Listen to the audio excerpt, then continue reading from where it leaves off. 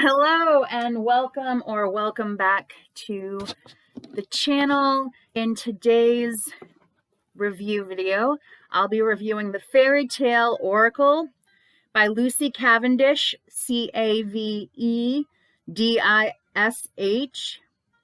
and artwork is by Jasmine Beckett Griffith, last name Beckett hyphen Griffith. So there is the cover of the box.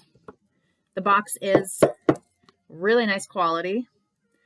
On the back of the box, it says 44 cards and a guidebook set.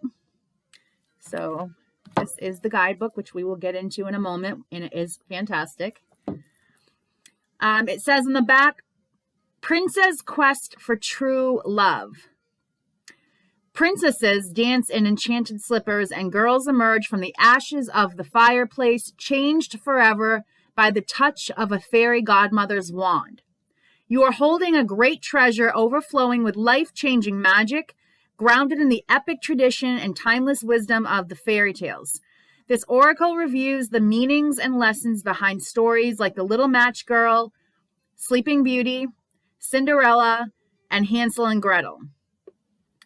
This magical deck will introduce you to undiscovered gems, unearthing tales of unsurpassed imagination to advise, inspire, and delight you. Every beautiful card offers trustworthy, compassionate, and uplifting guidance to help you navigate life's every peril, every promise, every enchantment. Okay, so the artwork, of course, is beautiful. Inside the box, solid color. The artwork is always beautiful. Jasmine's artwork is some of my absolute favorite. So I'm just going to shuffle out a few cards. The cards are glossy. They are numbered, which I love. They are pretty average size. That's the back of the cards. The guidebook is really good quality. The cardstock is nice. It's not flimsy. I highly recommend this deck. This is a deck that if something happened to it, I would replace it. I love this deck. So we got 1, 2, 3. Let me get 2 more out of here. Okay, 1 more. And I'm going to look through the guidebook. I'll show you the artwork as we kind of go along. So just so we can get an idea of the guidebook, I'm going to take these 5 cards. I'll show you each one individually, and I'm going to read what the guidebook says for each one. Actually, I'll do this one too. So we've got Puss in Boots, wit. That's the key word, wit. Okay, so let's check that out. So before I actually read, let me just say the guidebook is really nice. It is in black and white, which is fine. It has a picture of the card. You get a little extra artwork here in the book. And you get the, of course, guidance for the card. In the beginning, you have several different spreads you can choose from. So I like that. It shows you some different ways to lay out the cards and what they mean based off their position. It talks a little bit about fairy tales in the beginning, the value of darkness in fairy tales, who wrote the fairy tales, is a fairy tale a myth or a legend, fairy tales, initiation and mystery, on the importance of promises and your word in fairy tales, how to work with the fairy tale oracle, your guidebook, read it and take it to heart. Questions, so some different questions, shuffling, how to cut the cards, a note on reverse cards when using this deck, caring for your card's energy, and then it goes into the spreads and then into the actual guidance for each card. So let's check out the one I have in front of me. So it says, Puss ventured back into the room and began to compliment the orc and his cleverness. Of course it was all very wonderful, he said, but it would be more wonderful still if you, who are so great and fierce, could transform yourself into some timid little creature, such as a mouse. That, I suppose, would be quite impossible. This is the famous tale of seemingly insignificant friendships and gifts bringing us great blessings. For Puss is the only inheritance our young hero receives from his father, while his brothers seem to receive so much more. But in truth, this inheritance is everything his brothers received and so much more, for this cat is determined to use his considerable intelligence and charm to raise the boy up to the status of a prince, literally a rags to riches story. And all the boy must do is as the animal tells him. In many ways, the tale is morally ambiguous. Puss does lie and trick and deceive and flatter his way upwards. I'm also, while I do this, going to show you some of the other cards so we can take a look at all of the images before we get through this. And flatter his way upwards.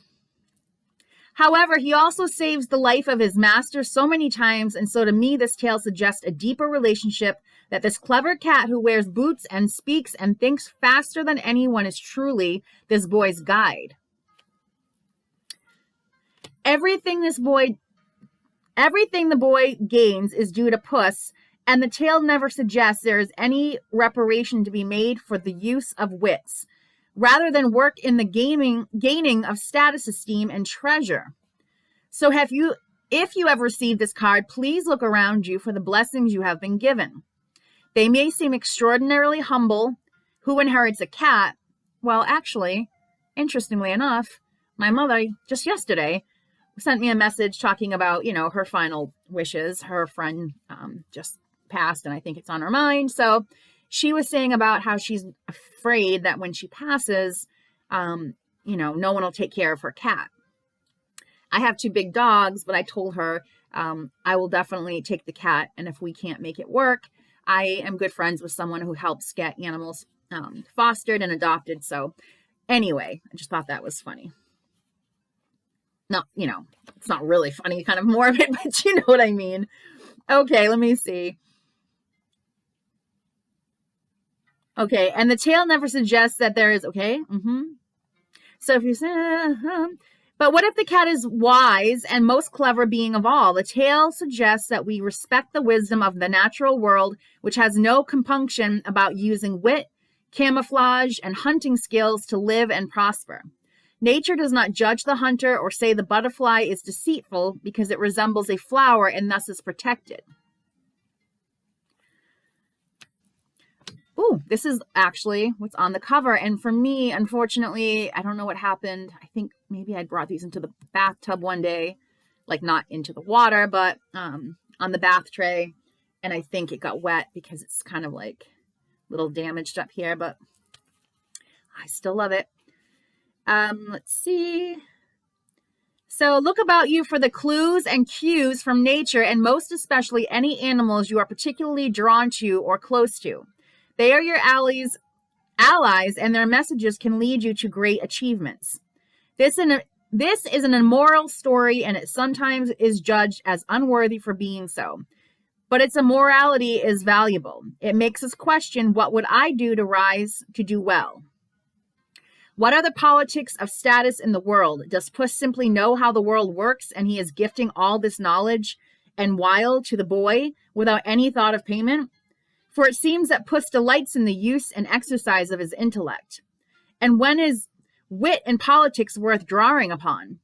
For Puss is a great diplomat, a wily lifesaver, a creature of 2 worlds whose charm is put to immense use and whose loyalty is unquestionable. And if this card has come to you in the very simplest of terms, it is time to use some cunning, some true genius, and to have your wits about you and see opportunities out rather than await them to come to you.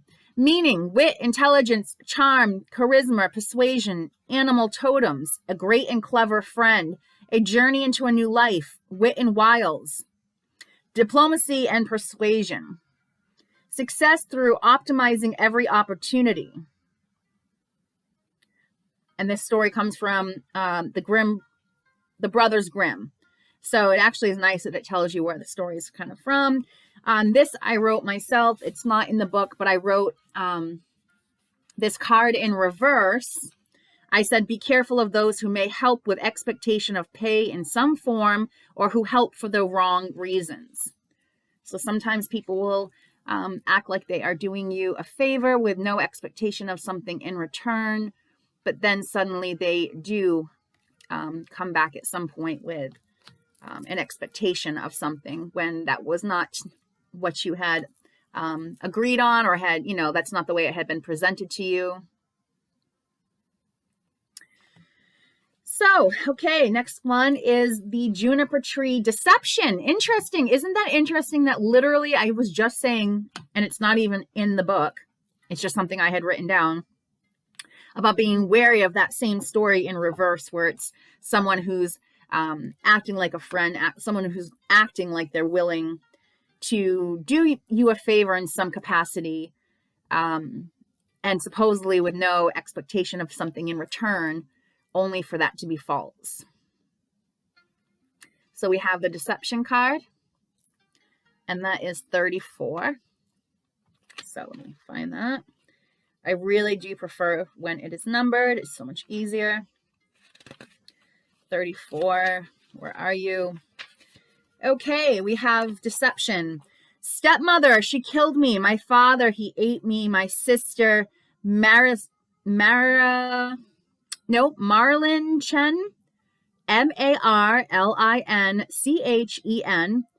gathered all my bones, tied them in a silken scarf, laid them beneath the juniper tree. This terrible and beautiful story begins with a woman standing beneath a juniper tree in her own garden, wishing with all her heart for a child as red as blood and as white as snow. She has a premonition of her own death and asks her husband to bury her beneath a juniper tree. She then grows and swells with child and gives birth to a son, red-cheeked and white-skinned. She holds him to her, feeds him with love, and then after the third day of her life as a mother, passes gently from this world. She is buried beneath the juniper tree, and her husband, who loved her dearly, grieves hard but cares for his child. After his grief lifts, I'm going to take a sip of my coffee because my throat is getting quite parched.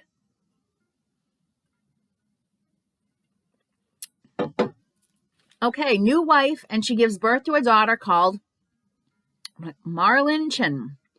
In time, the new wife resents the boy, for he will inherit the father's house and money, and she wants this for herself and her own child. One day, her resentment festering inside her, she offers her daughter an apple and sends her out to play. She becomes filled with evil and calls in her stepson, her mind twisted with anger and righteous hatred for this boy who she sees as her downfall. She offers him an apple too, telling him it is inside a box with a heavy lid. He reaches into the box and she brings down the lid on his tender white neck, severing his head. Okay, I really should have given a little trigger warning about this book. It can be quite dark, so I guess you may have figured that out now.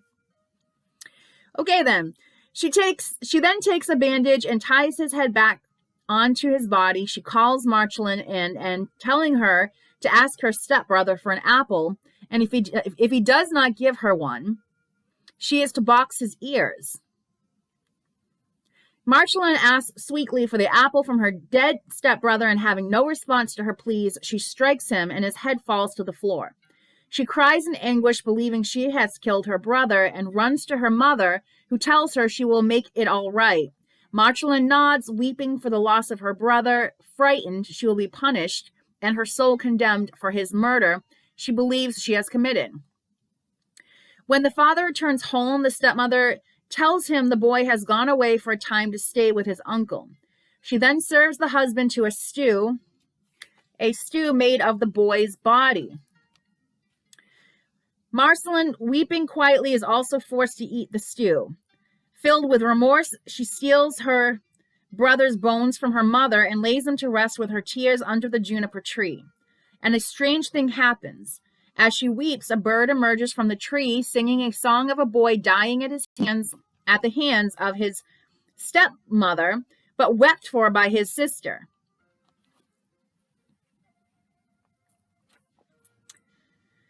The bird flies, singing to a goldsmith this song, who gifts the bird a golden chain. So moved is he by the sadness of the tale. The bird sings the song to a shoemaker, who offers the bird red shoes, and to a miller, who gives the bird a millstone. The bird then returns to the juniper tree and sings its song over and over. The father goes out to see what is singing such a beautiful song, and the golden chain falls about his neck. The father tells everyone that a beautiful bird gave him a chain. It sings again, and Marceline goes out to see if this is true. And the red shoe falls to her. She smiles for the first time since the death of her brother, and the stepmother inside is burning up with a fever of anger, fear, and guilt, and wishes to hush the bird from singing the song of truth. She rushes outside, seeking out the bird, and upon her head falls the millstone, crushing her bones into the earth, ending her life of bitterness and anger. The father and she cry out as the dust rises from the earth with the falling of the stone, and when it clears, there is no longer any bird, but a boy with a look of joy upon his face. Okay, just want to make sure that's not upside down. Okay.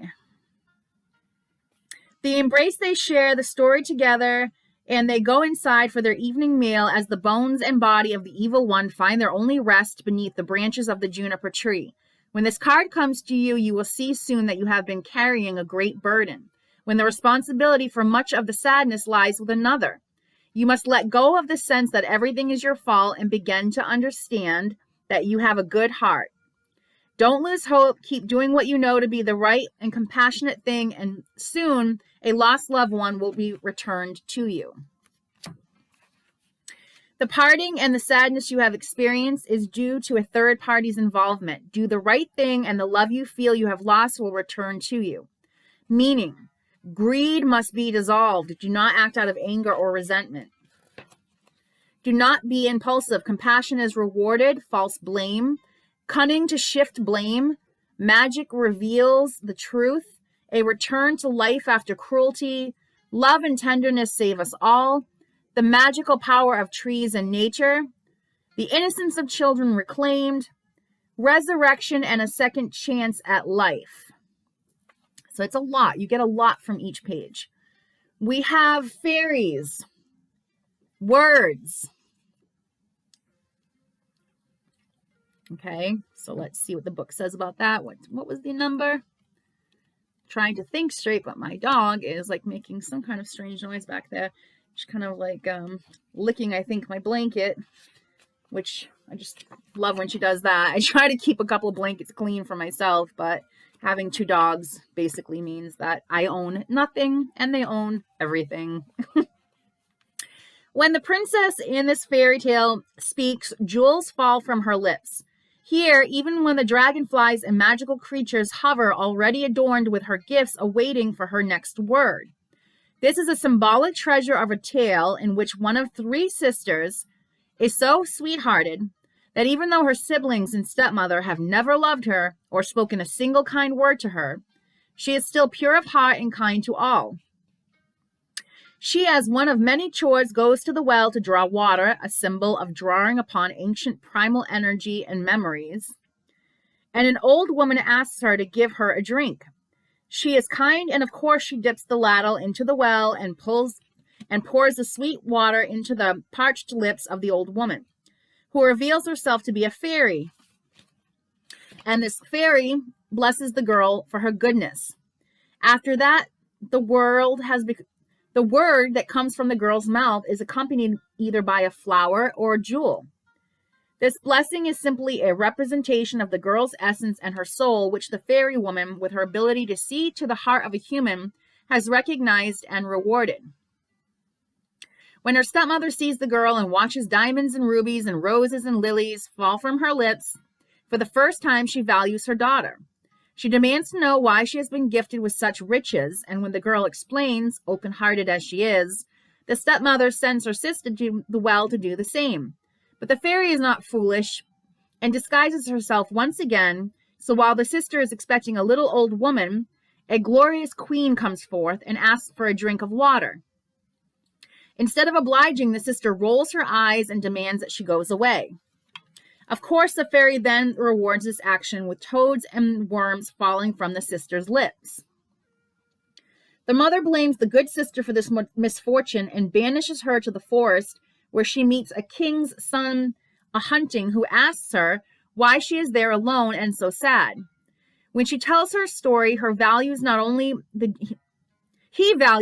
the jewels that spring forth, but her beauty, her honesty, her grace, and her dignity.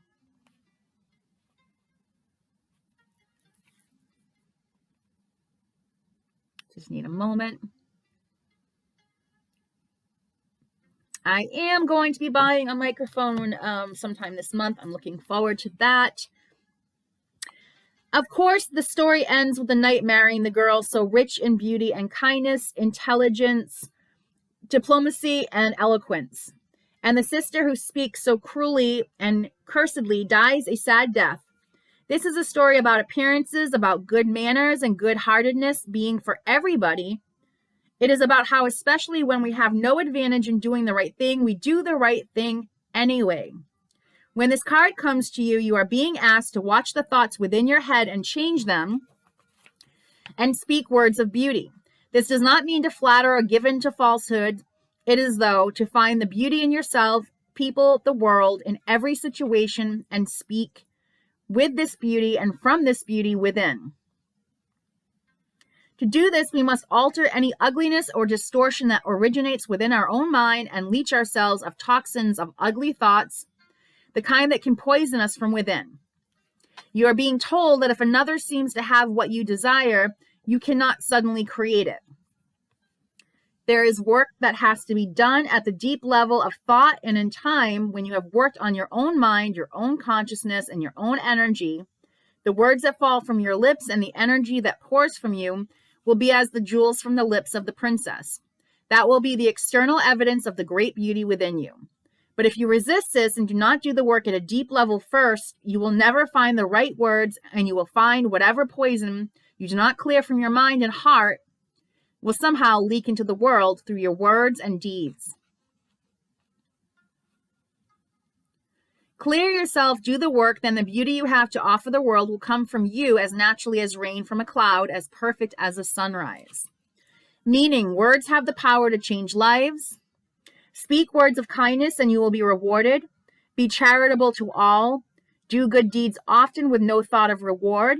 Do not seek to enrich yourself. Imitation is not the way to success.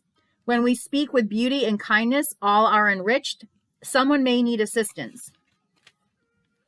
Okay, we have the Dancing Princess. Ooh, beautiful. One of my favorites.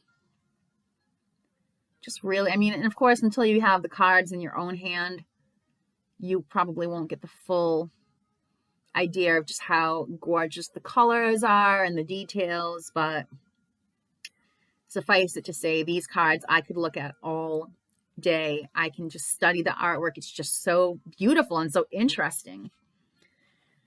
So we have 21.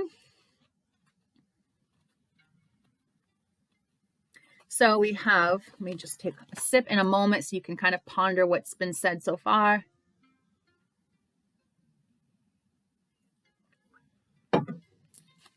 The Dancing Princess, enchantment. There was once upon a time a king who had 12 daughters, each one more beautiful than the other. They slept side by side in a great chamber, and every night when they were in their beds, the king locked the door to their chamber and bolted it. But every morning, when he unlocked the door, he saw that their shoes were worn out from dancing. With fairy tales, there are strict rules. Of course, when we first read this tale, we understand in the world of the story that the 12 dancing princesses are not doing what they ought to be. For they are princesses. Their job is well beyond dancing in enchanted realms, living a free and wild life in the forest. They are to be married advantageously. They are to breed more little princes and princesses, and they are to be wise, delightful, bountiful, and obedient. The 12 princesses of this tale are not any of those things. Instead, what they are is free. They are escaping the bounds of marriage over and over every night with the help of their magical shoes. Their father, frustrated and important as a king, as all kings come to be, wants fresh blood for the kingdom and offers his daughters to any man who can discover where it is his daughters vanish to each night. The punishment for failure is death. So the princesses leave behind their dancing nights a field of bodies, the unrealized promise of the young hunter. In time, of course, one comes to use his wits as well as his courage, who has charm as well as health, and he who finally solves the mystery and breaks the spell. This, of course, leads to the princesses doing as they should, putting away their dancing shoes and beginning their roles as princesses, mothers, nurturers. This is a tale that in many ways sets up the princesses to look selfish and irresponsible, and yet they are living their lives in an enchanted realm where their greatest joy is to dance. They are living in the shadows of the night, and they are free as so many women and princesses long to be. Free to dance, speak, to learn, to be free, to travel, dream without becoming the wife and mother.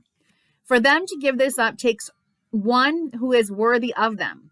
And thus it is with this card, if you are contemplating giving up any of your dreams or indeed any of your freedom and taking up a great and irreversible responsibility, be sure that when you do so, the one from whom you sacrifice your dream self is thoroughly worthy.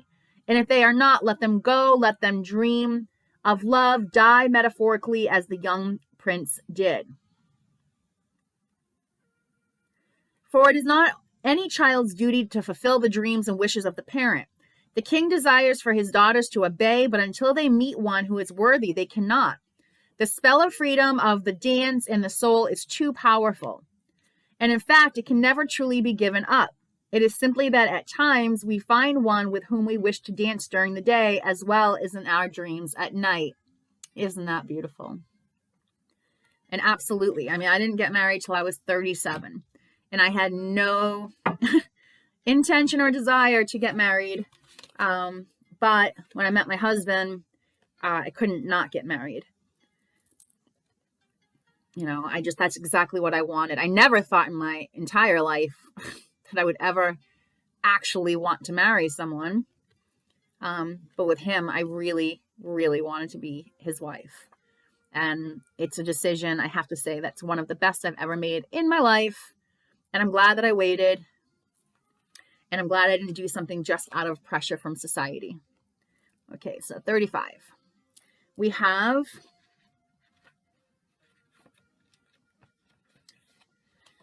the white snake.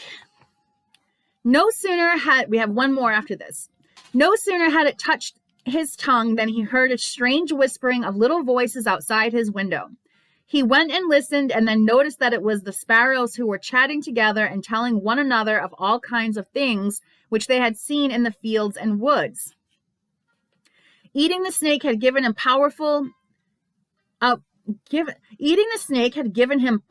of understanding the language of animals. In this tale, a king has all knowledge due to a white snake brought to him each evening in a dish by a faithful servant. But one day, the servant peeks below the lid of the dish and sees the snake. He takes a bite of its flesh, and at that moment, all the knowledge in the world becomes available to him. Sounds a lot like Adam and Eve with the whole eating of the apple thing. He speaks all languages, understands all things, and hears without limits or restraints. Simultaneously, the queen loses her most treasured ring, and the faithful servant is suspected of having stolen it, as he is the only soul who has permission to enter the queen's chamber. He is brought before the king and told that unless he can name the villain, he will be executed the next day.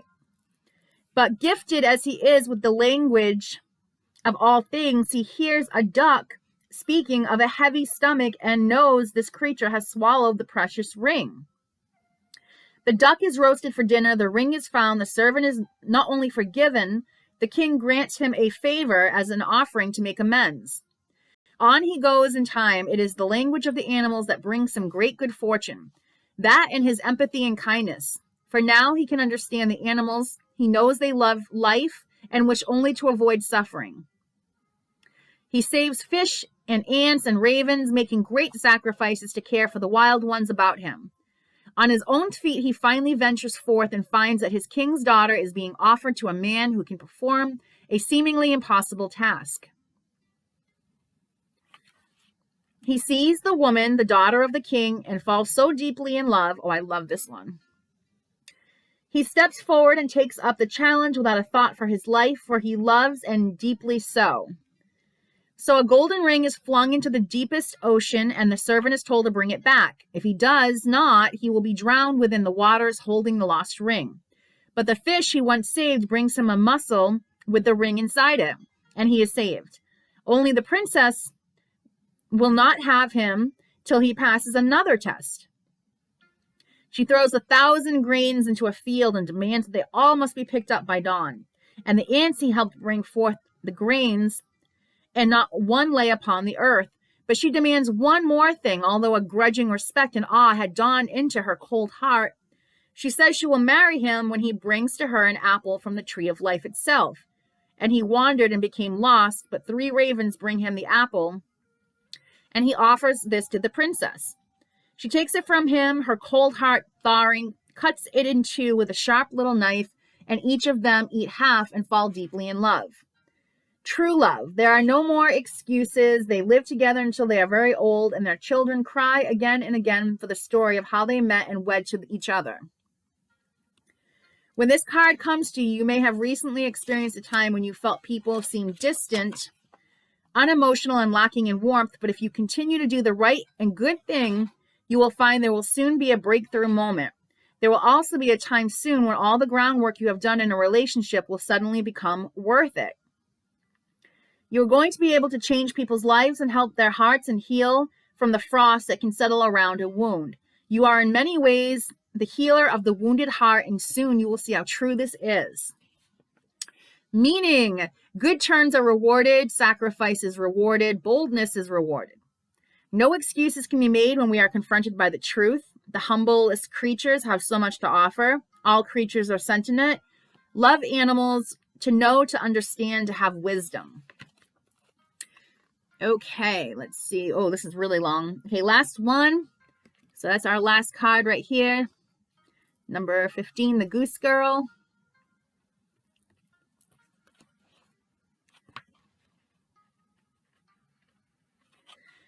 Okay, last one. When the hour of departure drew near, the old queen went to her bedroom, and taking a small knife, she cut her fingers until they bled.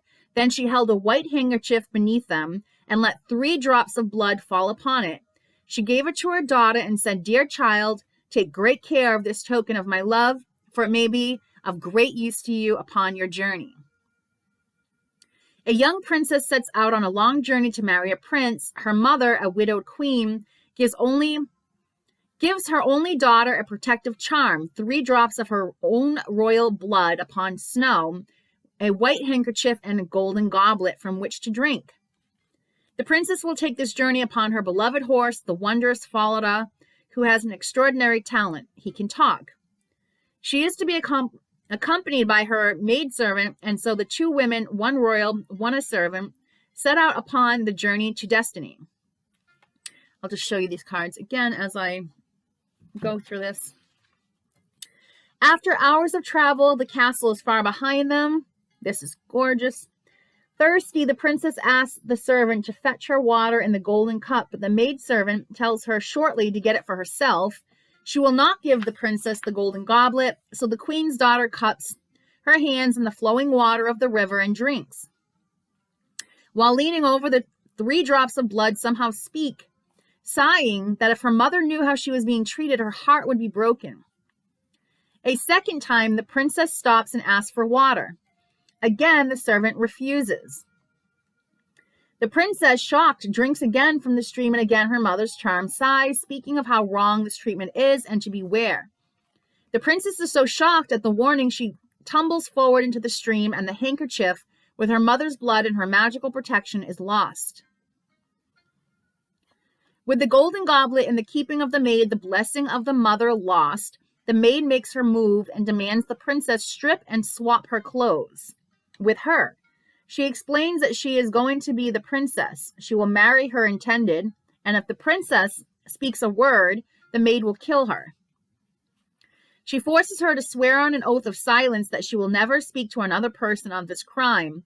The princess, disabled by her own gentleness and sheltered life, obeys and agrees, and so begins her life as a servant and ultimately as the goose girl in the kingdom she was once meant to rule over.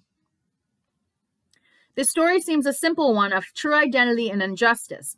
It also seems to be about, at the heart of it, overcoming intimidation and restoration. But this tale is also deeply magical. The charm given to the princess is one of the most potent of fairy tale symbols. The river is the place where her true self is lost, and from that point forward, she is no longer able to speak her truth to a single person. The loss of protection of her mother is a catalyst, come here, babe, for her change within this tale. When we lose who we are, our ancestral link, our stories, our connection to a place and to a land and blood, we are lost, and our identity can be taken, and we can be bullied and intimidated into giving up our power, even our true selves. So the maid takes the goblet, takes the princess's horse and the noble Felida, and then she takes her destiny. Come here, babe.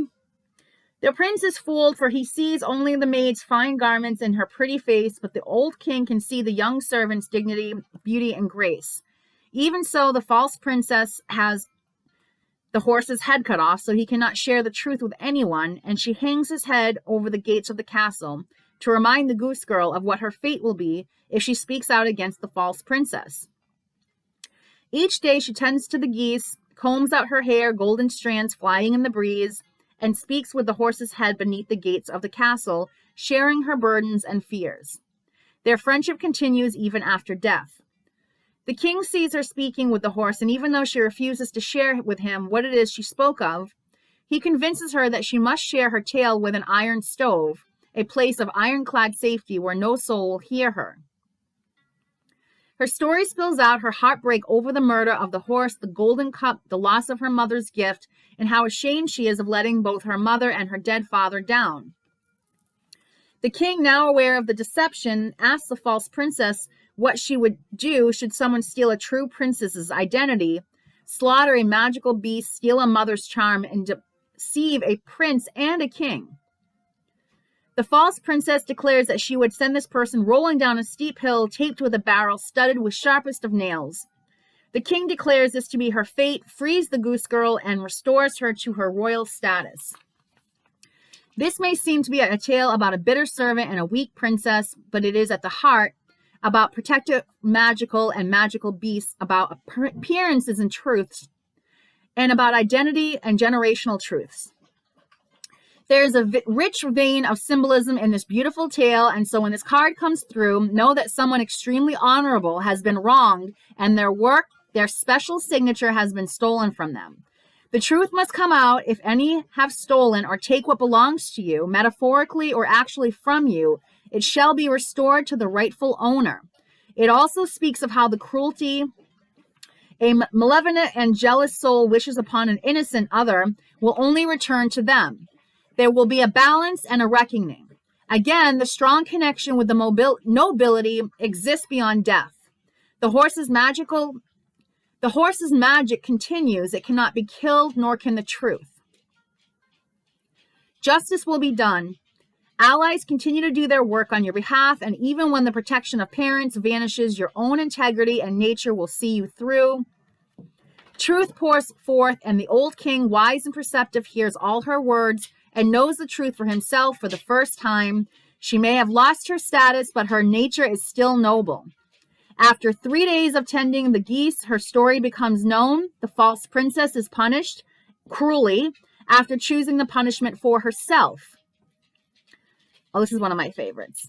And the prince learns wisdom and how easily fooled he was. The horse stays half within this world and half within another, and the princess does not forget what it is to be left out and is a kind and fair queen in return. Meaning, identity theft, authenticity questioned, blood magic, justice, intimidation, wisdom. There will be those who envy and try to take what is yours. Know you have your own ancestral guides and strong family ties. Believe justice will be done and the truth will be revealed. Know that who you are cannot be copied. You are protected and cared for. Your status is not why you are loved. Oh, great set of cards, but to be honest, my throat is done. So I am closing this one up. I will see you on the next video where we will be reviewing this phenomenal deck. This deck I love so much, so much, so much. And again, by Lucy and Jasmine, my two favorite people who collaborate together. So until next time, thank you for being here. Thank you for your time. There's my dog. Take care and much love.